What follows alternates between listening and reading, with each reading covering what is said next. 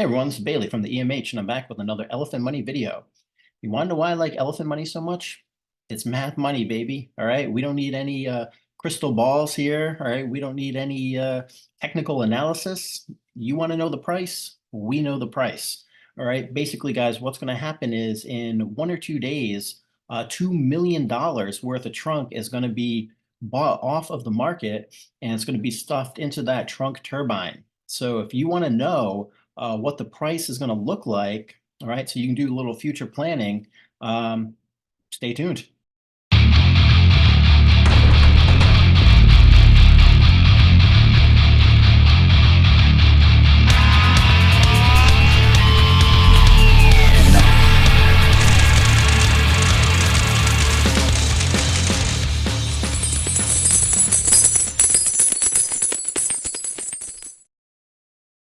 All right, everybody. So what I did was I just took a look at the four biggest trunk liquidity pools. There are some other ones that are like pretty small that people have made and whatnot, but this is where the bulk of the liquidity for trunk resides. Two of which are on the Binance Smart Chain and two are on Solana. All right, and the biggest ones we have, the big one on Solana is on Meteora, and it's paired with USDC stablecoin. And the biggest one we have on the Binance Smart Chain is paired with stablecoin BUSD. All right, and that has the most liquidity out of all of them. And what's BT is going to do is he's going to sell Elephant token. Bertha's going to sell Elephant token, and then it's going to be buying Trunk off of the market.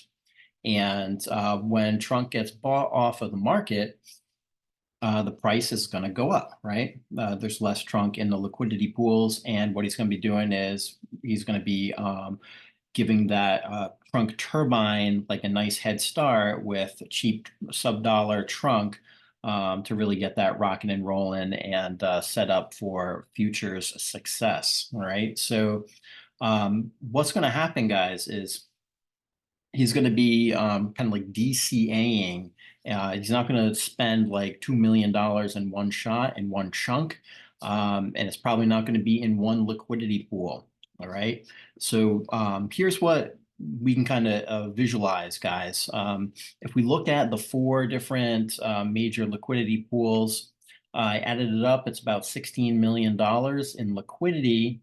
And for the largest pool, 10.5 million, basically that comes out to be very close to 2/3 of the entire liquidity is in that BUSD pool. So if he was to do this kind of like all at once, he would end up putting like 2/3 of the liquidity into the Trunk BUSD pool, and then spreading out the liquidity proportionally to the other pools as well. All right, whatever portion of the liquidity they are, that's how much you would want to buy from those pools to keep the price relatively equal and balanced. All right. If he spent all $2 million in one pool, it would be like three arbitrage bots would be going flying all over the place. And a lot of liquidity, would be able to be kind of arbitraged out, all right, and siphoned away. So, he's going to do it kind of strategically to make sure that capital preservation is there and it does happen in an efficient manner, all right. But what we can expect, guys, if 2 million is going to be injected, that about 2/3 of it would reside in this pool here. All right, so what I'm going to do is I'm going to put 2/3 of that $2 million into this liquidity pool, and then we can just kind of see what the price of Trunk would do. Now, this is independent of all buyers and sellers, just the purchase from for the turbine. Okay, then people are going to be buying, people are going to be selling. There could be more sellers than buyers. There could be more buyers than sellers. All right, we're not really sure where that's going to fall because now you're predicting like human behavior, which, yeah, good luck with that one. All right, but what we can do is kind of take a look at where just the mathematics of this purchase would kind of drive the price to when you factor out all the buying and selling from different participants in the market. All right. So basically, guys, around two-thirds of the $2 million. So that's going to be like $1.33 million.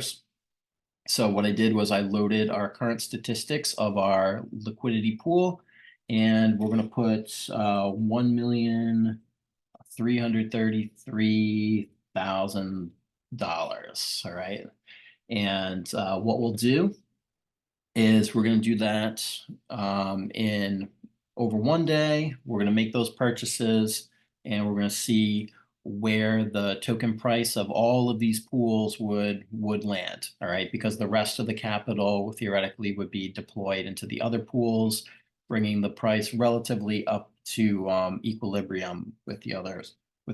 All right, so let's do one time. Bam. And after this one purchase, you're going to see that the price of trunk would be around 92 cents. So up about 56, 57%.